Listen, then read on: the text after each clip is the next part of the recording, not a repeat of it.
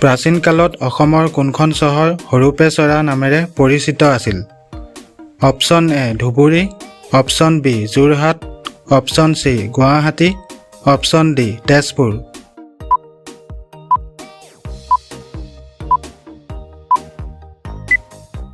শুদ্ধ উত্তৰটো হৈছে অপশ্যন ডি তেজপুৰ। কোনখন চহৰ উত্তৰ পূৰ্বাঞ্চলৰ কয়লা ক্ষেত্ৰৰ মুখ্য কাৰ্যালয়? Option A Digboi, option B Lekhapani, option C Ledo, option D Margherita.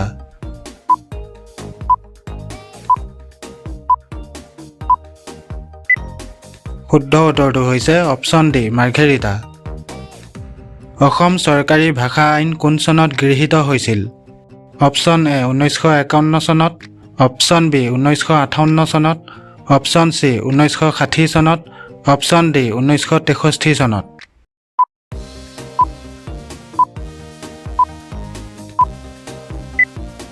শুদ্ধ উত্তৰটো হৈছে অপশ্যন চি 1960 চনত। অশ্বমেধ যজ্ঞ সম্পাদন কৰা প্ৰথম বৰ্মন ৰজা কোন আছিল?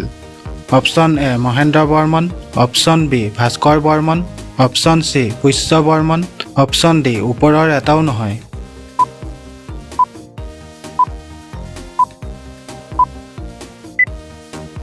শুদ্ধ উত্তৰটো হৈছে অপশ্যন এ মহেন্দ্ৰ বৰ্মন। প্ৰথম অসমীয়া উপন্যাস ভানুমতী কোনখন আলোচনীত প্ৰথম প্ৰকাশ পাইছিল? Option A Bijuli, option B Arunodoi, option C Jonaki, option D ওপৰৰ এটাও নহয়।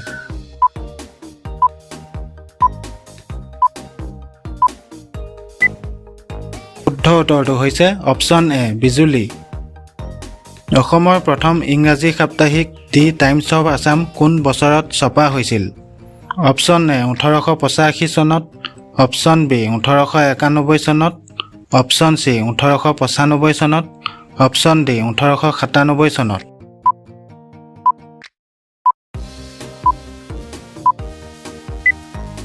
শুদ্ধ উত্তৰটো হৈছে অপশ্যন চি 1895 চনত।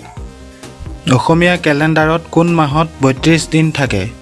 অপশ্যন এ আহাৰ মাহ, অপশ্যন বি কাতি মাহ, অপশ্যন চি জেঠ মাহ, অপশ্যন ডি বহাগ মাহ।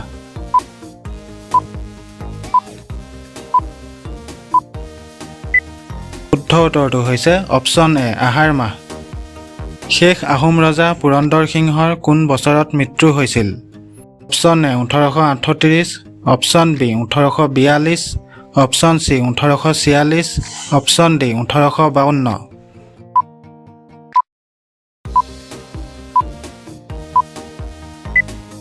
শুদ্ধ উত্তৰটো হৈছে অপশ্যন চি 1846। কোন বছৰত কটন কলেজ স্থাপন হৈছিল?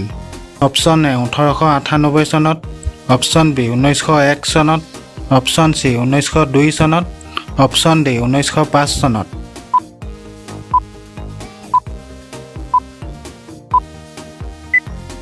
শুদ্ধ উত্তৰটো হৈছে অপশ্যন বি 1901 চনত। অসমৰ মুঠ তেল শোধনাগাৰৰ সংখ্যা কিমান? অপশ্যন এ 3টা, অপশ্যন বি 4টা, অপশ্যন চি 5টা, অপশ্যন ডি 6টা।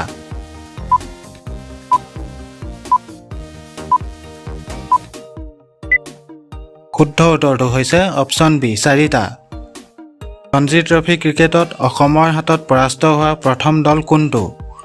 Option A Karnataka, option B Tripura, option C Orissa, option D Mumbai.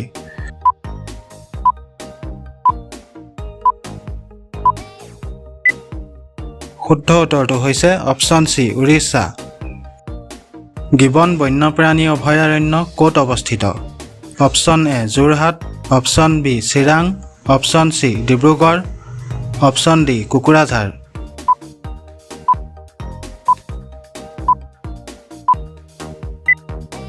শুদ্ধ উত্তৰটো হৈছে অপশ্যন এ যোৰহাট। লাচিত বৰফুকন মৈদাম ক'ত অৱস্থিত? Option A Sivasagar, option B Jorhat, option C Dibrugarh, option D Guwahati.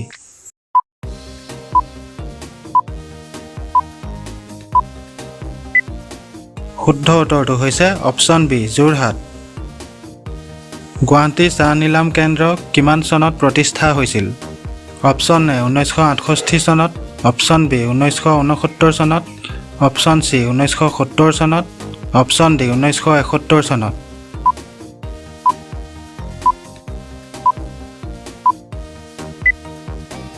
শুদ্ধ উত্তৰটো হৈছে অপশ্যন চি 1970 চনত অসম প্ৰদেশ কংগ্ৰেছ কমিটিৰ প্ৰথম সভাপতি কোন আছিল option A Tarunram Phukan option B Kuladhar Chaliha option C Nabin Chandra Bordoloi option D Gopinath Bordoloi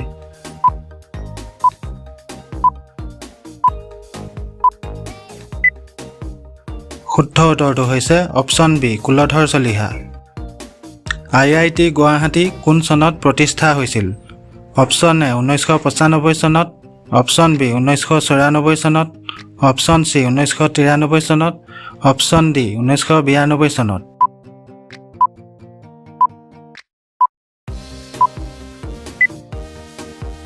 শুদ্ধ উত্তৰটো হৈছে অপশ্যন বি 1994 চনত গুৱাহাটীৰ প্ৰথম আৰক্ষী আয়ুক্ত হিচাপে কাক নিযুক্তি দিয়া হৈছিল option A Mukesh Agarwala option B Anand Prakash Tiwari option C Hiren Chandra Nath option D Jyotirmoy Chakraborty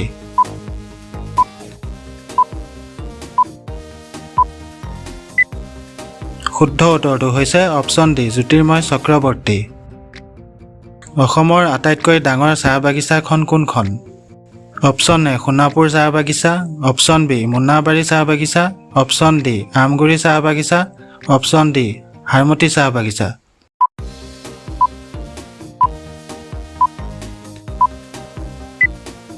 শুদ্ধ উত্তৰটো হৈছে অপশ্যন বি মুন্নাবাৰী চাহ বাগিচা